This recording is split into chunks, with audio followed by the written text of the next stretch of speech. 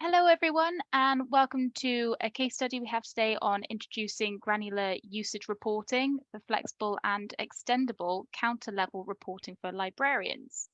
So today we have Nicolai, who will give a 5-minute talk on granular reporting, followed by a Q&A with Sabine and Heidi from BASF. Just a few bits of housekeeping. So the session will be recorded.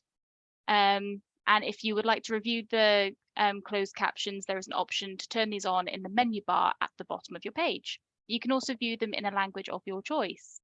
There'll be a short Q&A at the very end of the session, so please post any questions you have for our lovely speakers today in the Q&A box, and just keep the general chat box open for any conversations or general queries. Over to you, Nicolai. Thank you. Thanks, everybody, for joining today.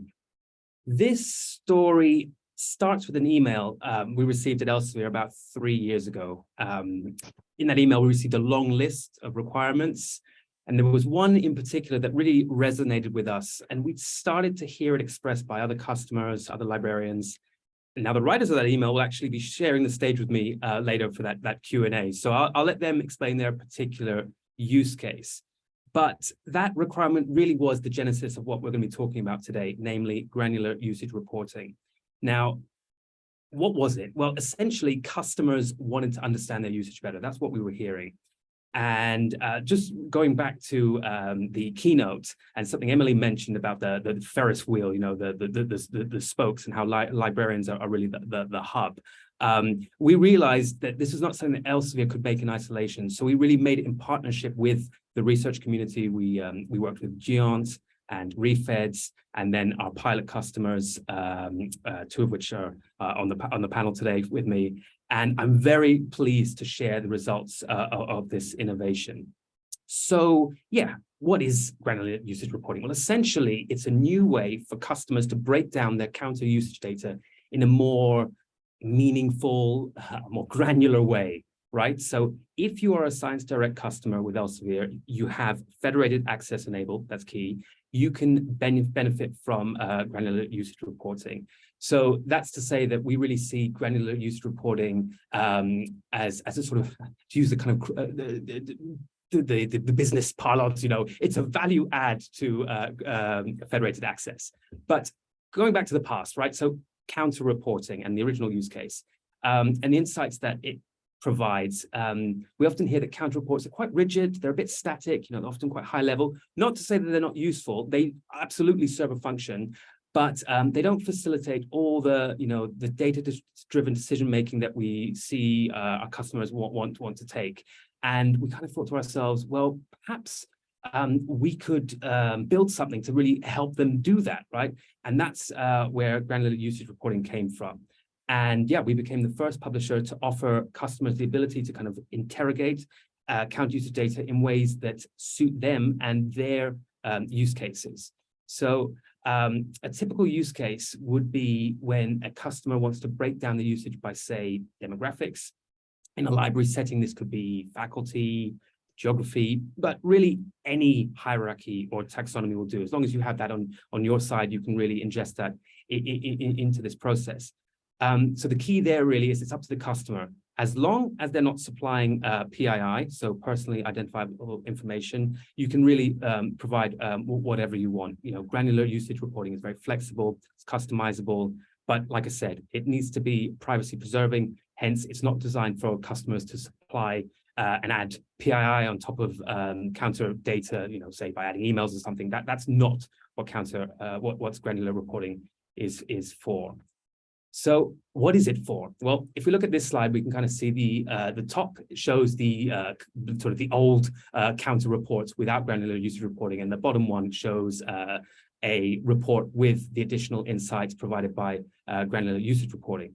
So yeah, just, you know, I'm sure a lot of you are familiar with counter reports as they are, but just to give you a little refresher, so the current one, it shows 2 metrics, total item requests and unique item requests broken down by title, and the total during that reporting period.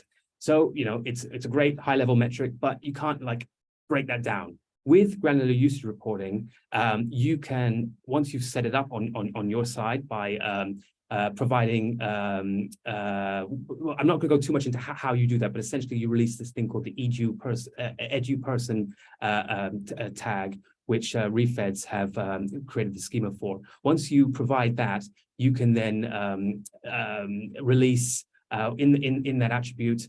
In this case, we see a customer who's releasing a geography and department. And then all of a sudden, this new report comes to you enriched with that breakdown. So you can really interrogate the information and break it down and really get a lot more value on top of the traditional counter report. So yeah, it says here, you can slice and dice this by country and department to really understand your usage better. So that's essentially where we are now with granular usage reporting. You can enrich and extend on top of your counter usage reporting.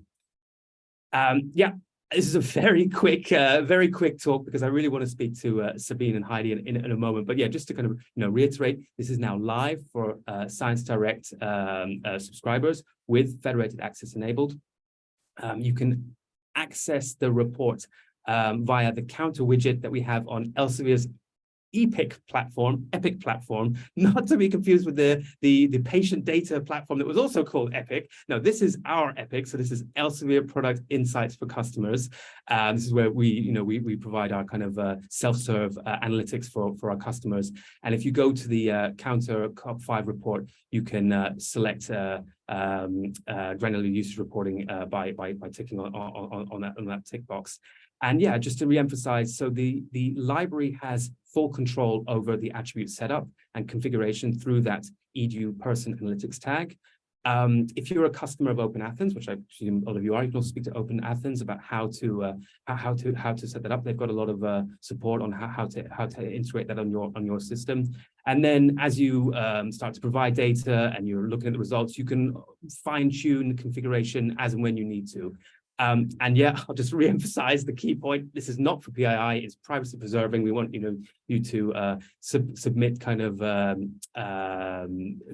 higher level breakdown. So not at the user level. It just won't work if you start to submit PII. So please do not do that.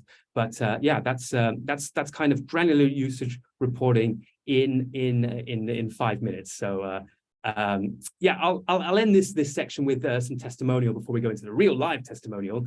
And here we have a customer who was part of the pilot. We had 10 customers in the pilot, and once they got this set up for them, they got the insights they needed to have the right sort of insights for their budget allocation discussions within the library. So it really helped kind of show who was, yeah, it really helped with that. So we're very pleased that it's already providing value for the customers who are in the pilot. And yeah, like I said, it's now live on Science Direct.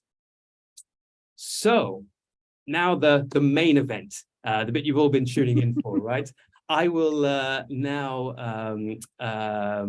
speak to Sabine Fuss and Heidi Meisler. I will get them to introduce themselves, and they can also mention a little bit about their organization. If you're not familiar already, I work at Elsevier. They are one of our customers, technology partners over at BASF. So perhaps Sabine, if I move to you first, if you could introduce yourself, and then Heidi, and then I'll start our panel discussion. Yes, thanks, Nicolai. And hi, everybody. My name is Sabine Fuss, and I'm working at BASF. There in the Knowledge Systems group, where we have set up a knowledge information portal. And we are in the duty of the content and license management for this knowledge information portal. So my role is more the technical side. I'm taking care for statistics, and I'm also administrating some external systems we have integrated into our knowledge portal, like OpenAthens or a document delivery system and things like that. Thanks, Sabine. And I welcome Heidi Meisler. Hello, Heidi. Yes, hello to everybody. Yeah, just a few words about my background. So I'm trained as a scientific librarian and have a degree in business management. I work for BASF for 20 years now, almost in the area of knowledge and library management. In my current position, I am I am part of the same group than Sabine. I also belong to this knowledge systems group, and my role is I'm a license manager, managing the contract portfolio for our external data and information. Excellent. Yeah, and just to mention again, BASF were part of this Elsevier pilot. I will start with the first question on single sign-on, right? Federated access, because I mentioned that a prerequisite to this is the institution has to be on federated single sign-on. And I just wondered what motivated you? What were the main reasons for BASF choosing to migrate to federated single sign-on? Yes, the federated single sign-on is very easy and comfortable for our users. They get seamless access and they don't need to be on-premise for using the resources.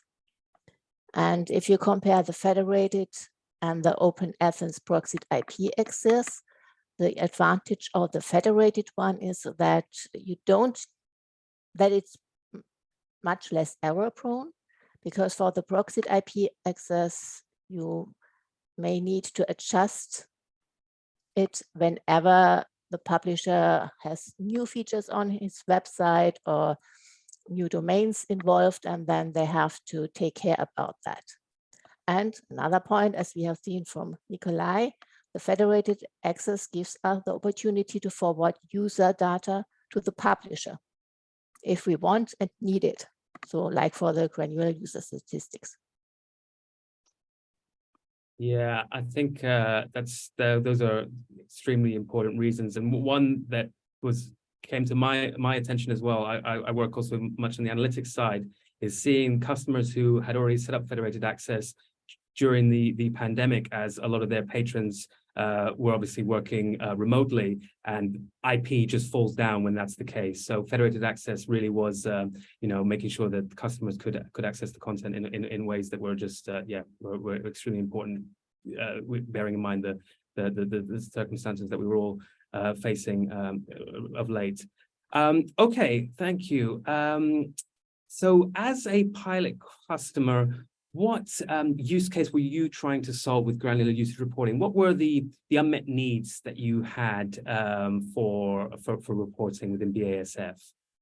Yes, BASF is a very big company. They have a lot of divisions and departments, and these are spread over a lot of countries and affiliates. And if you have a look at the normal counter statistics, you only see the usage of whole BASF. You can't break it down in any way, it's a black box. And for us, it's important to gain deeper insights that we can discuss with our internal stakeholders and users, their needs, what's good, what's bad, in which things they are interested in, so that we can improve our portfolio management and also our trainings. Thanks. And how would you say was the experience of participating in the pilots? Maybe if I could ask Heidi. Yes, I think one main part of the success story is really that we started with a clear description of our needs. So we collected our requirements and discussed this document with Elsevier right at the beginning. Because for us it was really very important to that Elsevier understands our requirements and is aware also of our expectations, so is aware of the expected outcome. And right from the beginning we were in contact with the experts at Elsevier. In the project meetings we had with them, we could really feel a strong commitment by Elsevier to meet our requirements. They listen carefully to us and ask questions to fully understand our requests. And I think we really made progress from meeting to meeting based on this constructive exchange we had. So at least from my part, I can say that working in the project team was a pleasure. It was really a discussion on the same level, I would say. Yeah, and after a few months, we received the first statistic with granular usage data. And in the meanwhile, as you mentioned it, Nicolai, it's the detailed statistics is part of our regular monitoring, so we can pull down the report by ourselves. So we are no longer in this project mode, but it went live. So yeah, in a nutshell, I can really say that it was wonderful to see that Elsevier understood our request. And moreover, that Elsevier recognized that it's not only an issue of BASF, but it might be also a valuable tool for other clients, for other customers of Elsevier. Yes. Yeah, no, I remember very much those early discussions, and when you were able to articulate that very well, and we spoke to other customers, and they were also facing similar challenges. And I hope that by even today's session, we'll maybe get some more interest from the library community as well. So please do contact me if this is resonating.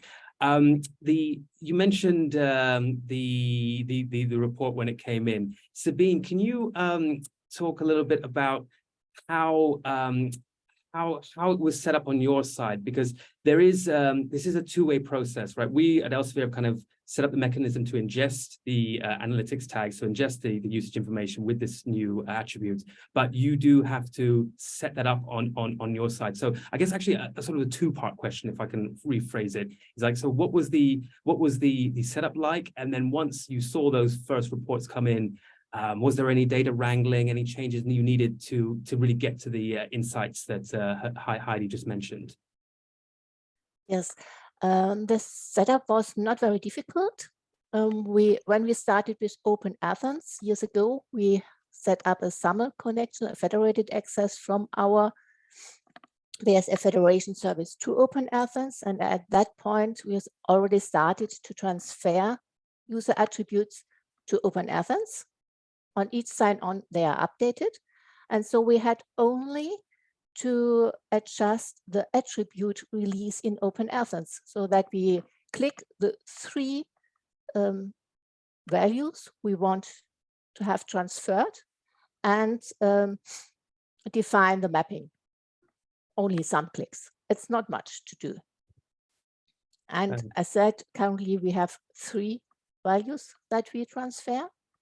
And when we received the first data, we were keen if they are always in the same order in this field so that we can easily process them further. And fortunately, they are. So it's easy to load the data in a Power BI dashboard, split up this field into three columns. And then we can do any analytics we want to do on a journal level if we want to do. And we also loaded the journal subject list of Elsevier so that we can combine it with certain subject information. And another point we wanted to check, and in the pilot, was the file size. We fear that it's blown up enormously by this additional feature. But as we only have a look at the unique item requests when we download the file and leave out the other metric types, it's much smaller than the normal title master report with all metric types. So it's fine, and we can really process it easily. Thank you. That's a really comprehensive answer. And yeah, I think the reason I asked that as well is not just to sort of say, oh yeah, it was easy, well done, Elsevier, because it's not what I was getting at. I wanted to kind of go back also to, there's three parties in this process. There's Elsevier as the publisher, then there's the customer, in this instance BASF, but we also have the IDP, someone like OpenAthens. So the fact that it is an easy process when all three of those are in partnership is the real success of this, because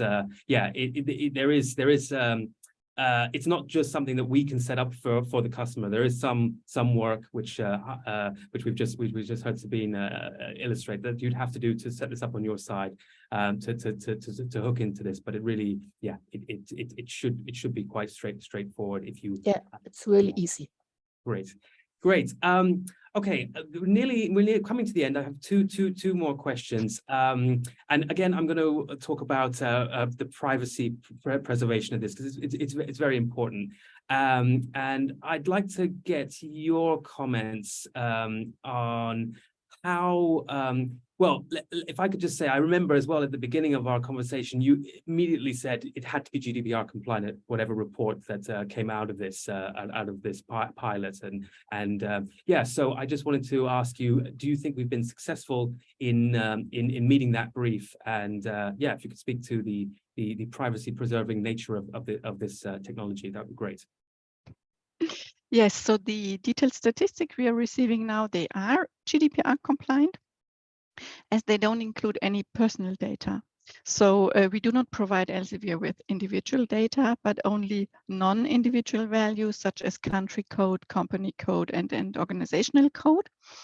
And it's not possible to see or even to monitor the usage behavior of an individual person, because this is strictly forbidden without the consent of the person. So everything we do is just analyzing the usage on a higher level, not on the individual level. And this with this, we are fully GDPR compliant. Super, great to hear. Final question, and then maybe we'll have one minute for a question from the audience if there is one. Last question. So now that we've delivered these sort of extendable counter-level granular usage reporting, what challenges are you looking to solve in the future? Can you speak to any of the insights you'd like to see publishers like Elsevier provide that perhaps you aren't receiving today? Yeah, I mean, you already mentioned, Nicolai, that currently Elsevier offers this for Science Direct, for the Science Direct platform. So for us, it would be also beneficial if we could have this for your databases. And what is also very important for us, that that more publishers offer this kind of statistics, because currently Elsevier is the only one. And I think at least this year we will focus on getting this statistics also from other publishers.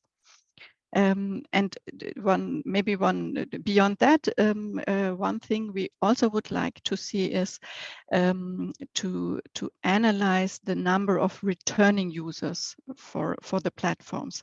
This might be even more challenging, because GDPR is again a topic here, but we introduced this KPI of returning users in our internal knowledge system.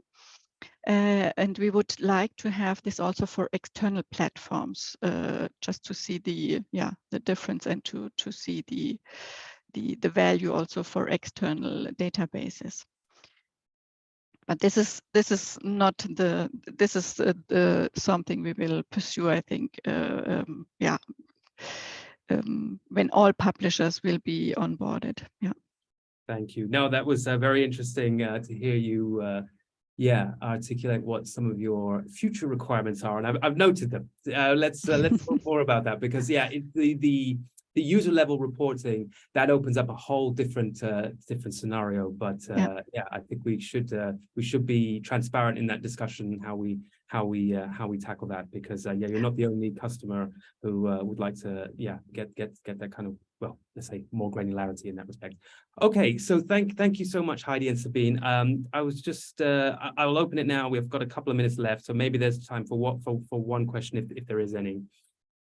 Georgie, did any come through, or? Yes, we do. We do have two questions, if that's okay. Hopefully we'll have time for them. Sure. Thank you everyone as well for that. That was really interesting. And it's nice to actually hear as well, Nicolai, that you're have taken on board what your customers are asking for. That was really nice to hear. One of our questions is, so from their discussions with librarians, the need for granular reporting is something they're hearing very often. Are you seeing or anticipating other publishers to look into supporting this analytics tag attribute for more granular reporting?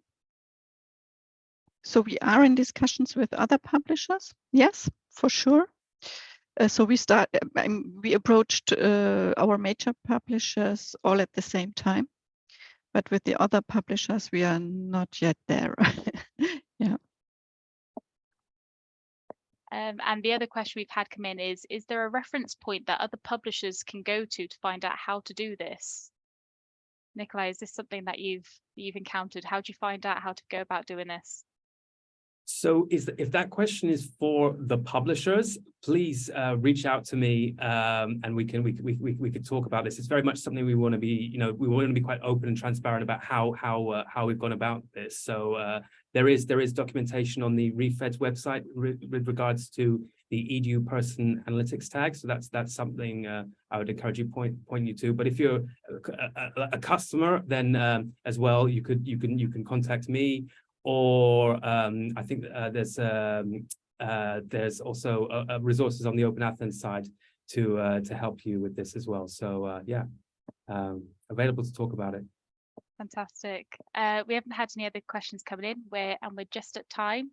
Nicolai, Sabine, and Heidi, thank you so much. And I think at 4:15, we then go over to Jane Charlton, who's our International Marketing Manager, who will be announcing our Best Publisher UX Award 2023 winner. So I'll see everyone there. Thank you everyone for attending. Thank you. Thank you. Bye. Bye. Bye, everyone.